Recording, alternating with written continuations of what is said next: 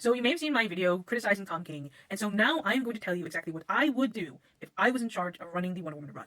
First of all, since it's all in, my first priority would be bringing back the entire Wonder family. We would have Diana, we would have Yara, we would have Cassie, we would have Donna, Nubia, and Artemis. That's the first priority, because I think truly having more stories with the entire Wonder family is truly something special, and I loved it with Gail Simone, and I would love it in this current version as well. Second, I actually think it's time to bring back the classic, to do a modern take on the flowing skirt with Diana's look. Not only is it an homage to the original debut of Wonder Woman, but it would be a great place to kind of modernize the look in a way that fits the modern fashion. I think you could do a really interesting take, and also because the battle skirt isn't very feminist. It's more so that it is emphasizing the warrior and the power that Diana has, but it doesn't really do the feminist idea justice, because it's not really a feminist skirt. It's a battle skirt. It's a skirt of war. So I would bring back this classic look.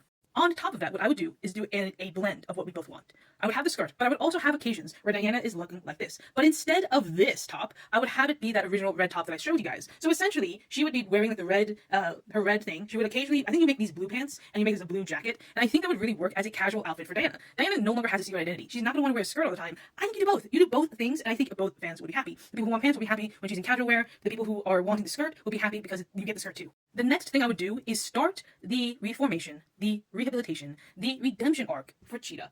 I would make it so that there is a situation in which Barbara Minerva and Wonder Woman have to team up. And I have an idea on that. So essentially, I think Barbara Minerva in general, we emphasize the ideas of the affection that both of these two have for each other. The struggle, the hurt. I think you do a great therapy session in which they're battling out like usual, but something is a little bit different in the way that Barbara Minerva is fighting.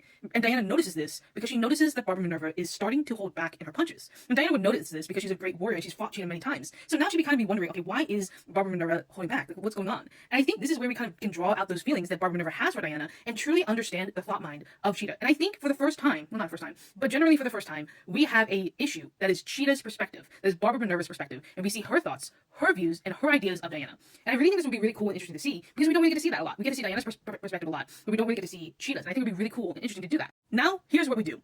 Because Cheetah and Diana are teaming up, we need a huge threat. So we're bringing back Sersi. But it's not just Sersi. Sersi is forming a team to take down Wonder Woman and the Amazons. So not only does Diana and Cheetah have to team up, but Sersi has her own team of people. Sersi teams up with Veronica Cale in order to form a team that is specifically targeted towards taking out Diana. So of course, one of the masterminds behind that plan will be Dr. Psycho. And then we would bring back a fan favorite of Decay, who has not been seen in the latest modern issues, but we're going to bring her back in full fruition, joining the side of Sersi's team. Of course, we would have Medusa.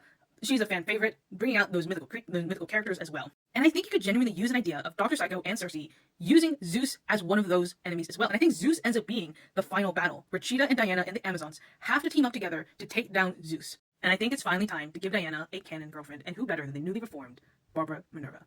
I think it's time to make this happen, and not only make this happen, but truly flesh out their relationship with each other, truly have them talking about their past, their future, their relationship, their feelings for each other, and truly, truly, truly making this happen. And I think what you could do as a final issue is truly having these two forgive each other. And have these two kind of, I think what you do a fall of catharsis, where we see these ideas from Rebirth mentioned, like the idea of how, Barbara Minerva was cursed by her goddess, and they, this is what stemmed their whole rivalry to begin with. And, in that moment, how Barbara Minerva really felt, and how Diana really felt in that moment. And I think it'd be really, really cool to see. And not only that, but I think in the next volume, it would give an opportunity to introduce a new Cheetah. That's right, we would bring back Priscilla. Alright, we're here with part 2 of my Wonder Woman All-In pitch. So, previously on Wonder Woman All-In, Barbara Minerva was just reformed, and we have a new Cheetah on the block. So Priscilla is back from the dead, pissed, and 10 times worse. So Priscilla is someone who pursues the African god, but because she is actually pure in the god's eyes, she gets the more pure form. So she ends up looking more human, but at the same time is more powerful because of the Cheetah powers. So we see Priscilla sporting her Cheetah print outfit, and now she is even deadlier than before. And pissed that Barbara Minerva offed her in the first place. So in this arc, we really see, I think we open up with Priscilla back as Cheetah.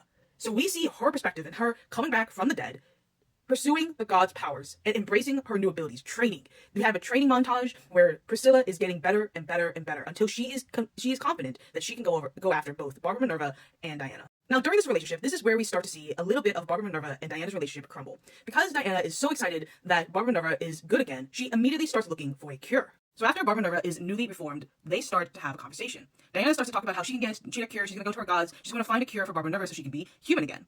And this is where their first fight happens, because Barbara Minerva is not happy with this decision. She doesn't think that this is a good idea, and not only that, but she's a little bit upset with Diana. And Diana doesn't really understand this, she just sees Barbara Minerva kind of storm out, and she's a little bit confused, because she's like, oh, I have my friend back, I have my girlfriend back, what's going on? I thought we were all on the same page. And this is where we have a crossover with Diana and Zatanna. So Diana and Zatanna are on a mission together, and Diana is kind of giving Zatanna the update. Barbara Nerva is good again. Barbara Nerva is a girlfriend. Barbara Nerva is a little bit upset over what Diana has said. And this is where Zatanna comes in and says, hey, Diana, did you ever ask Barbara how she feels about being cured of the cheetah curse? And this is where Diana kind of stops and takes a moment and be like, wait, what do you mean? Like, I thought we were all on the same page that cheetah needs to be cured. And so during this Zatanna is kind of like, well, you know about our friend Etrigan, you know about our friend Jason Blood. Like, they are two people, but they would be horrible if they were separated from each other.